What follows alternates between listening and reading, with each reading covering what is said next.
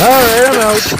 Whoa! So you lost the spark plug in your 5.4. Typical! And we're hand drilling because we can't fit our electric in there. You don't want to drill into the piston. No. Definitely not. Yeah, I think we hit another wall there. I'll just keep on going.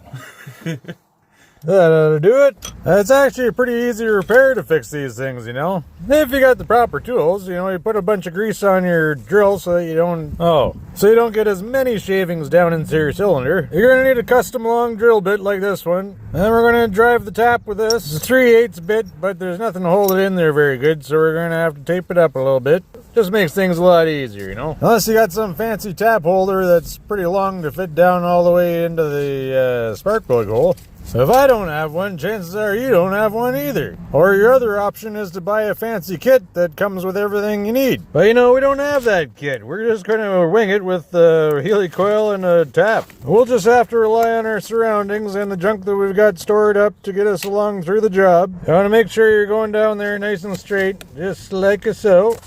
Slow and steady wins the race here. We just gotta be nice and careful. Keep her nicely centered in the hole. And try to keep the ratchet on top of the tap. You're not getting away that easy. Alright, time to check out our progress. I think we went around enough times to make it down all the way.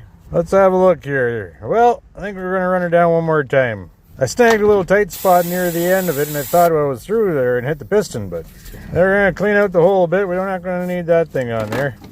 But we will going to need this side here. We're going to blow some air through this thing and make a little vacuum on the bottom of it.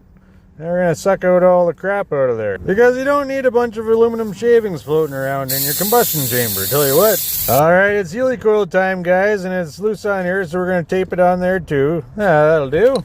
Drop it down in the hole there and find out that it's not quite long enough.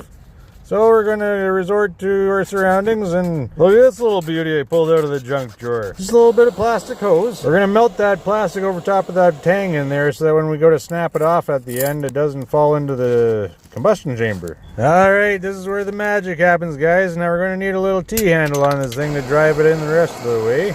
We'll just heat this up and poke her through. Then we got a nice little T-handle to work with, huh? Even broken springs can be reused. That's why it's so hard to throw away anything, because it all comes in handy once in a while. Alright, looks like we're below the deck there now. Time to break the tang. Oh yeah! We got it. Hell yeah. Now, did we capture the piece? Yes, we got it. Alright, it worked. Now I'll just shove this new spark plug down the hole and try her out. Keep your arms and spark plugs in the engine bay at all times. Well, so far so good. It hasn't popped out yet. Alright, we'll hold on to this stuff for the next one. You plug one, it pops out another.